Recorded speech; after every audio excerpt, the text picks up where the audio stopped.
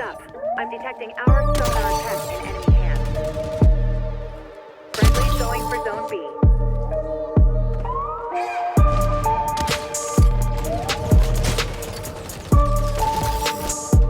Revenge kill. A professional courtesy. Multiple tangos down. What's up, everybody? Thanks for clicking on the video. So today we're doing a quick review of Ubisoft's open beta of XDefiant. I'm going to split this into three main parts: the good, the bad, and then give you some of my long-term outlook and opinions. As far as the good, so to start, the gunplay and movement feels great. It feels fast, and that's a really good thing. When you're playing, you feel like your character's fast enough to push into engagements confidently, and then you have that escapability necessary to, when you make a bad push, you can get out of there.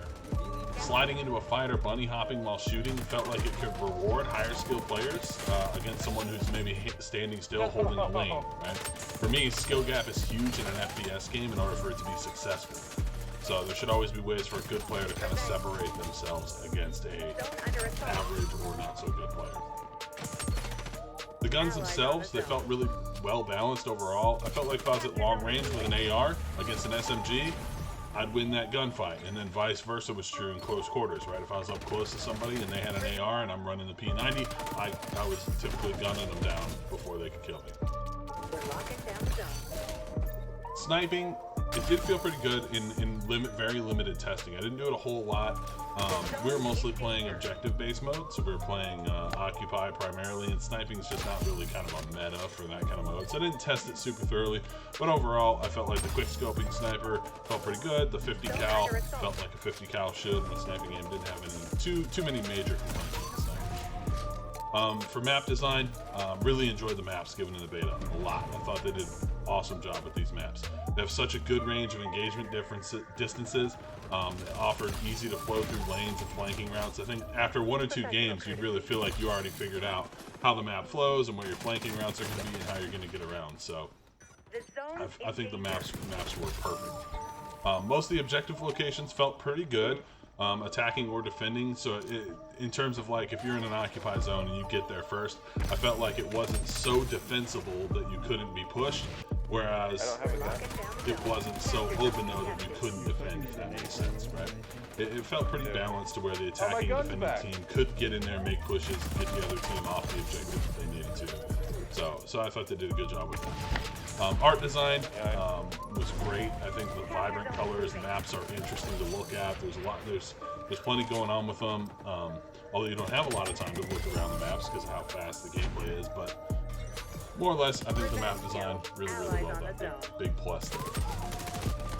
In terms of the operators have their unique abilities. It doesn't feel like they can make or break a team's success, and that's also a great thing, right? Balance is such a big key in a game like this, and if a team is using certain things that are unstoppable, you end up with gameplay that's just simply not fun. Like, I love Destiny 2, big Destiny 2 fan, but the Crucible at times can really struggle with the problem of having a meta that emerges that's so strong and so easy to use that a player's actual gun skill is irrelevant anymore to their success, right? So here in XDefiant, I didn't feel like that was the case. The ultimate abilities, they got a pretty long cooldown, so they don't come back too fast, and they don't last too long while you have them. So I didn't feel like an ultimate ability was like game breaking and could completely sway the outcome of the game. Primarily, I liked the intel ability. I used that. Most of the gameplay that we're seeing here, I was using that. I just love the extra awareness that it provided, being able to see through the walls a little bit. But more importantly, if you didn't know this, your teammates can also see those enemies through the wall that you're scanning on intel. So you're helping out yourself, but you're also helping out your teammates a lot too.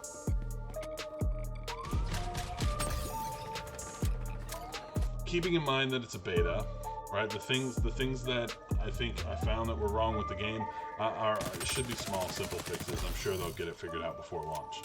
The first one, major one for me, was hit registration issues. It wasn't just me. My teammates that were playing with me as well both said that they kind of felt it where, and it seemed like sometimes your bullets were just disappearing. You didn't know where they were going. You know, mostly I felt this came when players were jumping. That even when I tracked that player well, and I felt like I really kept the crosshairs on him, right? That sometimes my hits weren't registering, and with hip fire, man, the hip fire feels like none of your bullets hit. So I think maybe they need to really take a deep look at hip fire, because that's such a crucial part of most first-person shooter games, and it felt like you just can't hip fire in this game to me. Let's see, other bad things. The bot that grabs onto your face, I don't even know what it's called, but that's enough said about it.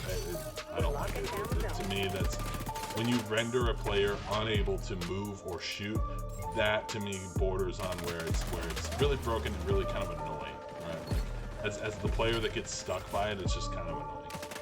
I did find in domination, whether it was my team destroying the other team or us getting destroyed, which happened a few times, it felt like the spawn system wasn't flipping sides necessarily when it should. Holding 2 and spawn trapping a team was really easy to do.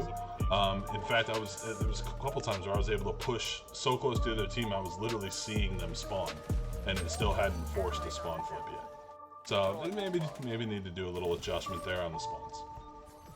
Like I'm really running 50 meters and they're spawning right on that shit. That's fine. So also in domination on Mayday, the B flag position is very one-sided to the team that starts to C. You kind of see it in the gameplay here. This is Occupy. I wasn't capturing when we were playing domination on it, but the lanes to push into B right here in the plane from A are super open. They funnel you into either these stairs or the ladder on the left. There's really not a good way to push into that objective. The team pushing from C is able to run with cover all the way to the objective, right? So it makes it feel really one-sided on that map with that B location. So, and I'm actually curious. I wonder if there's like data somewhere that would show like initial spawn versus win percentage, because I feel like, at least in my testing, anytime that the team spawned on A, that team lost, right? Maybe if you had the domination flip where it switched spawns halfway through, maybe that would be a good way to fix the problem, or just maybe a different B location. In terms of movement, as far as a negative, it did feel a little clunky on the transitions out of a slide or a jump. Almost like a little bit of a hitch at times when you come out of that slide or come out. And then, I got to bring it up. As a controller player, the controversial topic of aim assist. I'm not saying I want lock-on aim assist all the time, but I am a COD player, so it did take a little bit of adjustment for me to get used to aiming. Just the aim assist felt really, really weak. I felt this most with the sniper, and maybe this is why I tended to not use the sniper too much. For years, as a former COD player playing like crazy, I worked on that drag scoping technique. It was never really the true quick scoper. I always did a little bit of that drag scope, right? We're going to drag the sniper across the screen. You're going to feel that aim assist kick in, and that's when you pull the trigger. Well, that really doesn't work in this game, so, maybe that's a good thing, right? Maybe not saying it's bad that aim assist is weak. Maybe it's just them adding a little bit more skill gap to the game, trying to balance keyboard, mouse, and controller players. But for me, I think with the sniper on high zoom weapons, you need a little bit more, right? Just so that drag scoping technique can be a thing. Honestly, the real thing, it wasn't a major issue. Played against plenty of keyboard and mouse users, and I was cooking in most games. So movement is so important in this game that, and most of the gunfights are up close. I really didn't think this was a huge major issue. Overall, I think this game has a ton of potential. Is it a COD killer? Probably not. Right? We always talk about it. Every time a new first-person shooter game comes out, everybody goes, "Oh, it's a COD killer." Let's relax. We're not killing COD. There's too much history. There's millions and millions of players. COD's not going away. There's no such thing as a COD killer. Now, I do think that Ubisoft is doing a good job of listening to feedback of maybe your older generation of COD players. They've got some old early COD devs on this project. Right? I think part of what they've done is kind of address some of the things that we're wishing we had in COD. I personally left Call of Duty for Destiny when Modern Warfare 2 came out last year. I was having trouble with terrible server connections. Like my ping was like 90 to 100 every game. And I live in the United States. I live near DC. I shouldn't be having this many connection problems. Not listening to player feedback, right? They were trying to create this fair and equal game environment. And in those changes that they're making to make less skilled players be able to compete, right? They're essentially removing skill gap, right? And if you remove skill gap, you will lose skilled players, right? That's just the way it's going to work. If a game doesn't have skill gap, there's no sense in getting better at it, and there's no sense in playing. Right? Allowing bad players ways to get easy kills without skill is basically a slap in the face for those that spent years improving at your game. So, XDefiant, I think, did a good job of that. It felt like if you were a good shot and you hit your shots, you were going to do well in this game. If you were bad, you were going to struggle at this game. So I don't think, as long as they don't change that too much, I was pretty happy with the way that worked, right? You want that skill gap to exist where good players can thrive, right? Casuals, I'm sorry, you're going to have to you kind of get the get better treatment, right? Like either get better at first-person shooters, you're really going to have to play a lot and improve, or you're just not maybe going to be very good at this game. I've said for a while, a good FPS game, really what it ultimately needs is a no skill-based matchmaking playlist and a separate comp playlist with skill-based matchmaking, right? The no SBMM playlist, right? Just leave your public lobbies with no SBMM, just do it pure connection based, right? And that's going to be the best way to have the game go, right?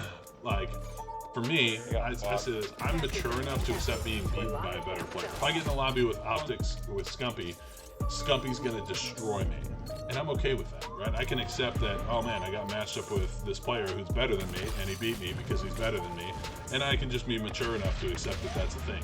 Sometimes it might go the other way around. I'll get in the lobby and I'll be the best player in the lobby and be dominating everybody, and yeah, I had a great time, right? The thing we don't want is we don't want to play against ourselves every game, right? Like, I don't want to play against me every single game where I have to use the meta weapon, I have to sweat just to compete. From the testing we did in the beta, I felt like XDefiant did a good job with this. It felt like it was pretty half and half. We'd have games where we dominated, we'd have games where we got destroyed, right? I didn't feel like skill-based matchmaking was super strict or anything like that. So far so good on that front. Right? Hopefully they can keep that way.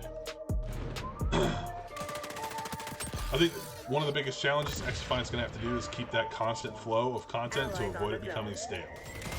It's an arena shooter. Over time, it will tend to get stale. That's just the way it is.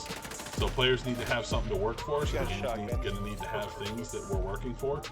And they're also going to have to find a way to keep cheaters out of the game. And I know that's super hard to do. It's a free-to-play game, which generally going to have the biggest problem with cheaters. Right, because if you ban a cheater on a free account, they're just going to make a new account. It's as simple as that. So, if they can keep the cheaters out of the game, that's going to help a ton. And I really think, if they can pull this off, this game has a ton of potential, and I really think it could become a top-tier competitive shooter. And I'm super excited for the full release. Had a great time playing the beta. Like I said, the issues that I found are mostly, to me, small issues. The game overall, I think, is excellent. So, yeah. If you made it this far in the video, thank you for watching. Hopefully you enjoyed the video, and we'll be making a ton of content on XDefiant when it comes out. Until then, we're messing around. We've played some GTA recently. Probably some more Destiny. Server's been having problems with Destiny. But hopefully we get some more content there. I know there's some new raids coming out soon, so that's exciting. But yeah, if you made it this far, thanks for watching. Like and subscribe if you liked the video, and I'll see you all in the next one. Later. You know the setting I love in this game more than any other one? They added a setting so that while you're ADSing, you can't melee. You can't, like, accidentally get a melee while you're, I've noticed I haven't really panic melee'd a single time.